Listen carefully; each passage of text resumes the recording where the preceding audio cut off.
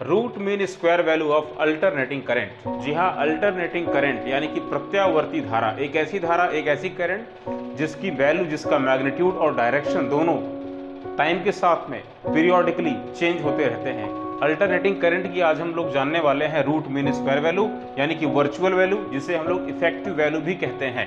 आज का जो हमारा फोकस है वो बस इस पर रहने वाला है कि अल्टरनेटिंग करंट की जो वैल्यू होती है ना, वो तीन वैल्यू होती हैं। पहली इंस्टेंट वैल्यू जो आप देख रहे हैं, ये इसकी इंस्टेंटेनियस वैल्यू है। दूसरी मीन वैल्यू यानी कि एवरेज वैल्यू, जो कि for the complete one cycle zero होती है। इसकी जो मीन वैल्यू होती है वो हाफ साइकिल के लिए हम लोग निकालते हैं, जो कि नियरली 63.7% आती है। और थर्ड वैल्यू होती है वर्चुअल करंट, जो कि आज आपके सामने है, जो मैं आज आपको बताने वाला हूं। पहले हम लोग समझेंगे कि वर्चुअल करंट क्या होती है, अल्टरनेटिंग करंट की वर्चुअल वैल्यू का मतलब क्या है, इफेक्टिव वैल्यू का मतलब क्या है। बच्चों, वैसे अगर आप ध्यान से देखो, जब भी अल्टरनेटिंग करंट किसी भी इलेक्ट्रिकल सर्किट में इसको हम लोग प्रोपगेट कराते हैं, तो वन कंप्लीट साइकिल में अगर देखा जाए तो नेट तो करंट तो जीरो बन रही है। वन कंप्लीट साइकिल में नेट करंट जीरो बन रही है, लेकिन क्या वन कंप्लीट साइकिल में या आगे की 2-3 साइकिल, 4-5 साइकिल में क्या चार्ज जीरो होगा? चार्ज कभी जीरो नहीं होगा।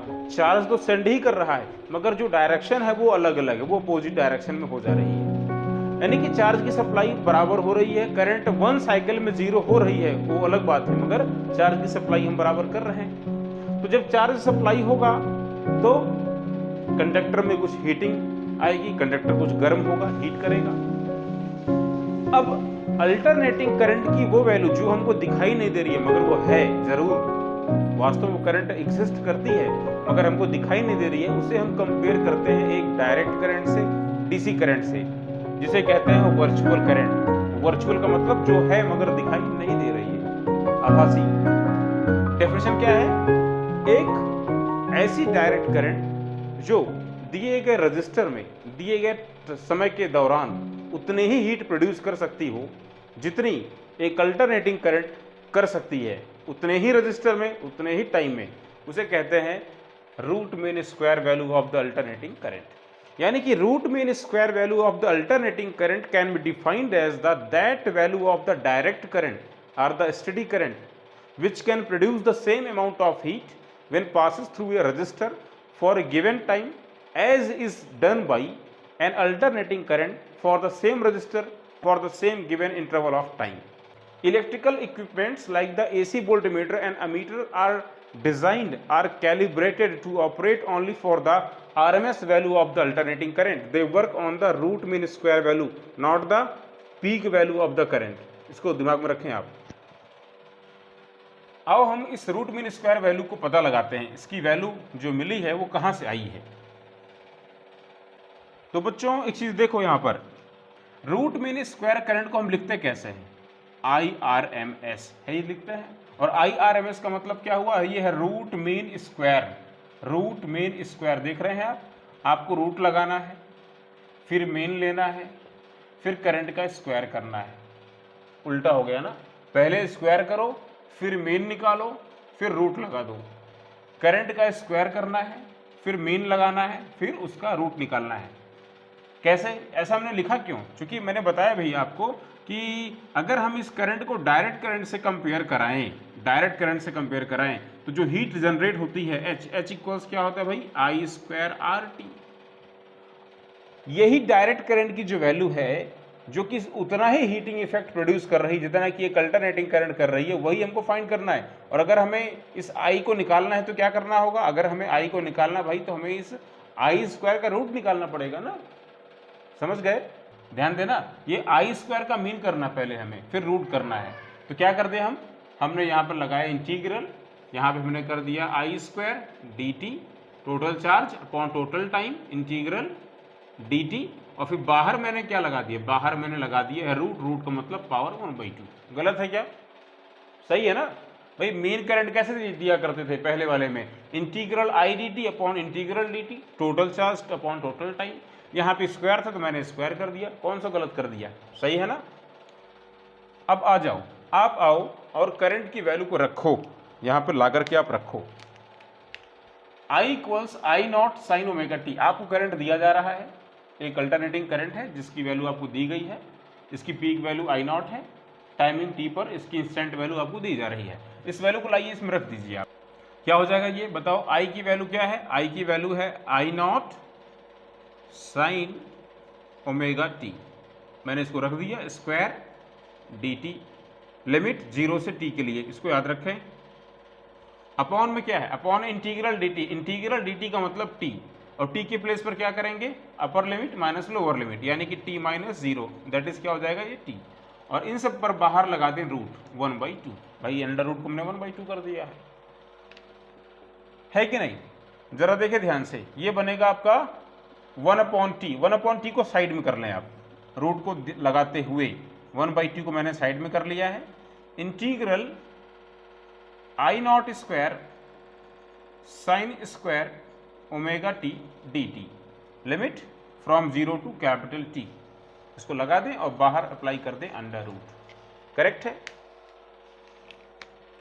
यह हम कह सकते हैं 1/T, आई नॉट स्क्वायर तो कांस्टेंट है, peak value of the current है, वो चेंज नहीं हो रही है, करंट की जो पीक वैल्यू है वो कहाँ चेंज हो रही है, वो तो फिक्स है, उसको आप बाहर निकाल लें यहाँ पर।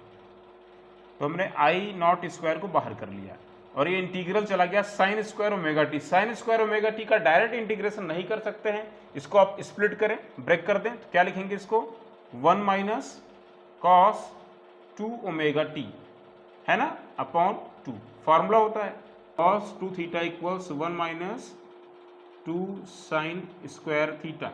तो हम लोग कह सकते हैं कि साइन स्क्वायर थीटा की वैल्यू क्या होगी 1 माइनस कॉस 2 थीटा बाई 2। तो हम यही हमने यहाँ पे कर दिया, हमने इसके स्क्वायर के फॉर्म को कन्वर्ट करके हम इसको लीनियर पावर में लेकर के आए हैं, और यहाँ लगाते हैं d t from 0 to capital T, बाहर लगा दें रूट 1/2। पहले इतना आप नोट कर लें फटाफट,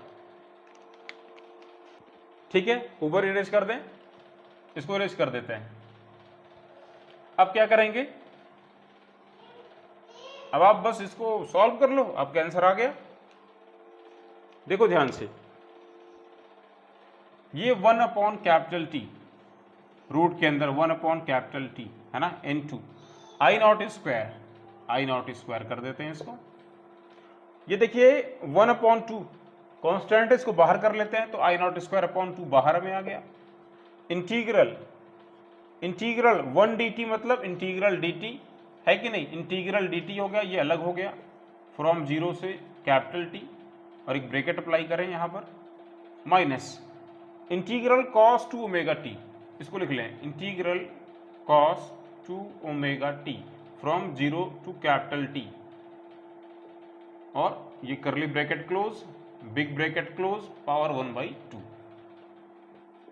सही है ना भाई हम, है ना, क्या हुआ बताओ जरा, ये हो गया I not square upon 2 times of capital T into curly bracket integral dt का मतलब t, लिमिट रखें from t to 0, that is t minus 0, minus integral cos 2 omega t dt, तो cos 2 ओमेगा t, यहां पर देखें ध्यान से, ये जो 2 ओमेगा है t का कोफिशिएंट, ये रूल के अकॉर्डिंग बाहर आ जाएगा, अपॉन में 1/2 ओमेगा, और cos थीटा का इंटीग्रल क्या होता है, integral cos x dx sin x, तो यहाँ पे क्या हो जाएगा, ये हो जाएगा sine of 2 omega t, limit रखेंगे 0 टू कैपिटल T, और ये ब्रैकेट क्लोज, पावर बाहर 1/2। अब आइए इसको देखिए क्या मिल रहा है आपको, I not square upon 2 times of capital T, curly bracket t minus 0 means t हो गया, माइनस साइन 2 ओमेगा टी, इसकी जगह पे हमें क्या रखना है, पहले कैपिटल T को रखना है t की प्लेस पर, तो यार अगर आप कैपिटल T रखते हैं तो क्या मिलता है आपको 1/2 ओमेगा, कैपिटल T रखिए, कैपिटल T को रखते हैं क्या मिल जाएगा, ये हमको मिल जाएगा sine of 2 omega capital T, और ओमेगा की value 2 pi upon capital T, इसको भी मैं यहाँ पे रख ही देता हूँ, 2 pi upon capital T into capital T, T से टी कैंसिल हो जाएगा, माइनस साइन 0 मतलब 0, बाहर पावर लगा दें आप 1/2, ठीक है, बाहर पावर क्या लगाएंगे आप लोग 1/2, ये small bracket, curly bracket, big bracket, power 1/2। वापस देखें, I not square upon 2 times of T curly bracket T minus 1 upon 2 omega into, ये टी सी टी कैंसिल, क्या मिला आपको साइन 4 पाई। साइन 4 पाई की वैल्यू क्या होगी, पाई का इवन मल्टीपल हमेशा साइन के फॉर्म में अगर है तो साइन 2 पाई 4 पाई 6 पाई इन सब की वैल्यू 0 होती है। तो साइन 0 माइनस 0 यानी कि सब कुछ ये 0 हो जाएगा और बाहर पावर क्या है 1/2, ये पूरा पूरा 0 हो गया। 0 इंटू समथिंग 0 यानी कि t माइनस 0 यानी कि t। हमें आंसर क्या मिल रहा है, हमें मिल रहा है I not square upon 2t into T और बाहर पावर क्या लगी है 1/2। तो ये टी से टी भी कैंसिल हो गया। फाइनली हम देख पा रहे हैं हमारा आंसर क्या रहा है, हमारा आंसर आ रहा है I not square upon 2 whole power 1/2। इसका मतलब क्या होगा, I naught upon under root 2। यही है अल्टरनेटिंग करंट की रूट मीन स्क्वायर वैल्यू यानी कि RMS value. Root mean square value जो होती है वो पीक वैल्यू का 1/√2 टाइम्स होता है, याद रखें इस चीज़ को। और अल्टरनेटिंग करंट में जब भी हम करंट वर्ड का यूज करेंगे तो करंट का मतलब होगा वर्चुअल करंट यानी कि इफेक्टिव करंट यानी कि रूट मीन स्क्वायर करंट। ठीक है, all the electrical equipments are calibrated for the root mean square value of the alternating current. Thank you.